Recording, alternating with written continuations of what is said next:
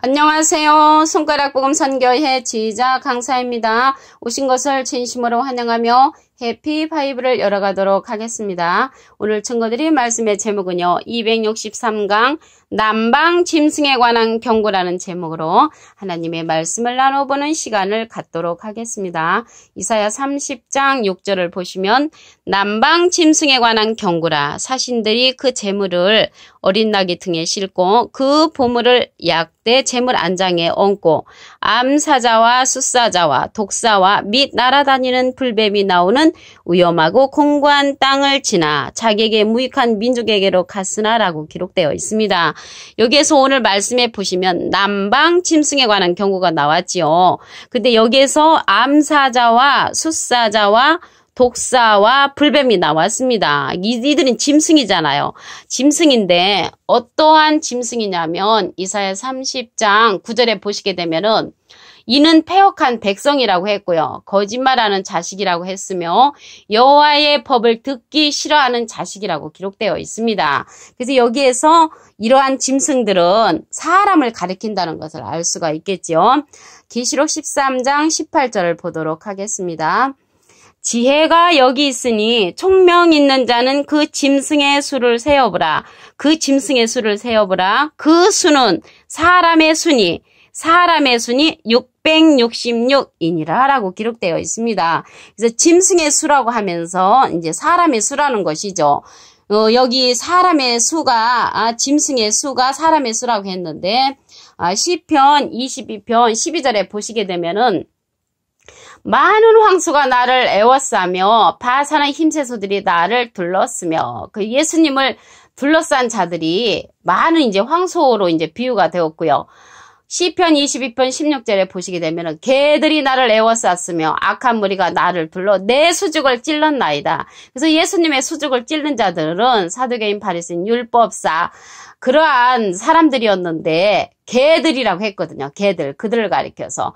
그리고 20절에 보시게 되면은 내 영혼을 칼에서 건지시며 내 유일한 것을 개의 세력에서 구해달라는 그러한 기도를 하신 내용이 있습니다. 시편 22편 21절에 보시게 되면은 나를 사자 입에서 구하소서 주께서 내게 응락하시고 들숯불에서 구원해달라는 그러한 기도를 하셨습니다. 근데 여기에서 짐승은 사람 짐승이라는 것을 알 수가 있습니다. 예레미야 46장 20절을 보도록 하겠습니다.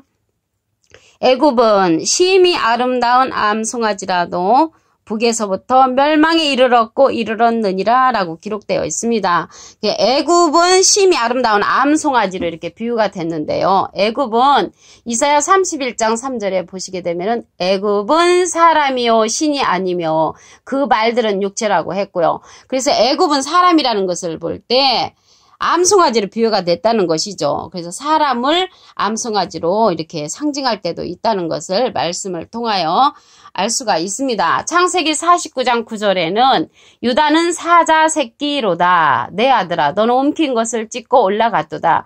그의 엎드리고 웅크림이 숫사자 같고 암사자 같으니 라고 기록되어 있습니다. 오늘 본문 말씀에도 보시게 되면은 암사자와 숫사자와 독사와 불뱀이 나왔잖아요. 그런데 창세기 49장 9절에도 보시게 되면은 유다는 사자 새끼라고 하면서 숫사자 같고 암사자 같다는 그런 내용이 기록되어 있습니다. 그러면 여기에서 유다는 사자 새끼라고 했는데 계시록 5장 5절 그 중간에서 보시게 되면 유대 지파의 사자 다윗의 뿌리가 이기었으니 그렇게 나왔거든요. 그럼 이 다윗의 뿌리는 계시록 22장 16절에 보시게 되면은 예수님을 가리켜서 다윗의 뿌리로 기록되어 있습니다. 여기에서 유다는 이제 사자 새끼라는 것은 예수님의 그러한 자녀라는 그러한 내용이 되겠지요. 여기에서 오늘 제목에요. 남방 짐승에 관한 경고가 나왔잖아요. 그런데 말씀에 보면 남방 여왕이 일어나는 때가 있습니다. 심판 때 마태복음 12장 42절을 보도록 하겠습니다. 심판 때에 남방 여왕이 일어나 이세대 사람을 정죄하리니 이는 그가 솔로몬의 지혜로운 말을 들으려고 땅끝에서 왔음이거니와 솔리몬보다 큰 이가 여기 있느니라 라고 기록되어 있습니다. 그러면 심판 때 남방여왕이 일어난다는 것이죠. 남방여왕이 일어나서 솔로몬의 지혜로운 말을 들으려고 땅끝에서 온다고 했습니다. 그러면 이 시대에 솔로몬보다 더 큰 이가 있다는 것이죠. 솔로몬보다 더 큰 이가. 그 비슷한 말씀이 누가복음 11장 31절에도 보시게 되면은 심판 때에 남방여왕이 일어나 이 시대 사람을 정죄하리니 이는 그가 솔로몬의 지혜로운 말을 들으려고 땅끝에서 왔으며니와 솔로몬보다 더 큰 이가 여기 있다고 하시면서 심판 때에 니느웨 사람들이 일어나 이 세대 사람을 정죄하리니 이는 그들이 요나의 전도를 듣고 회개하였음이거니와 요나보다 더 큰 이가 여기 있다고 했습니다. 그래서 요나보다 더 큰 이가 이 시대에 일어난다는 것이죠. 그자가 이제 남방 여왕이 솔로몬의 그 지혜로운 말을 들으려고 오는 그 솔로몬보다 더 큰 이가 또 요나보다 더 큰 이가 되는 줄로 믿습니다. 우리 다니엘서 11장 40절을 보도록 하겠습니다. 마지막 때에 남방왕이 그를 찌르리니 북방왕이 병거와 마병과 많은 배로 해릿바람처럼 그에게로 마주와서 그 여러 나라에 들어가며 물이 넘친같이 지나갈 것이요 라고 기록되어 있습니다. 그래서 마지막 때 남방왕이 이 그를 찌른다는 것은 북방왕을 이제 찌른다는 것입니다. 그 여기에서 말씀에 보면 아까 심판 때 남방 여왕이 일어난다고 했고 여기 마지막 때 남방왕이 일어난다고 했습니다. 여왕이라고 해서 꼭 여자가 아니고 야고보서에 보면은 진리의 말씀으로 우리를 낳으셨느니라. 그래서 예수님은 우리를 진리의 말씀으로 낳으셨다. 그래서 여자를 상징해서 그렇게 말씀하신 것처럼 꼭 뭐 여자라고 해서 여왕이 아니고 여왕을 빙자해서 마지막에 솔로몬보다 더 큰 이가 일어날 것을 마태복음 12장 42절에 기록된 것입니다. 이 짐승이 예수님처럼 비슷한 자로 출현하는 것을 보도록 하겠습니다. 계시록 13장 11절을 보시면 내가 봄에 또 다른 짐승이 땅에서 올라오니 새끼양같이 두 뿔이 있고 용처럼 말하더라. 근데 짐승이 땅에서 올라왔는데 새끼양 같다고 했거든요. 예수님은 어린 양이잖아요. 그러니까 예수님하고 비슷한 그러한 짐승이라는 것을 알 수가 있습니다. 이 시대에 짐승도 누구를 증거하냐면 하나님을 증거합니다. 하나님을 증거하기 때문에 너무나 기사이적도 크게 일어나고 가진 것도 많고 권세도 크고 이러한 사건들이 일어나기 때문에 짐승을 따라가게 되죠. 짐승이 큰 역사를 일어나는 것을 보도록 하겠습니다. 계시록 13장 13절을 보시면 큰 이적을 행하되 심지어 사람들 앞에서 불이 하늘로부터 땅에 내려오게 하고 예를 들어서 이게 불이 하늘로부터 땅에 내려오게 한다고 했죠.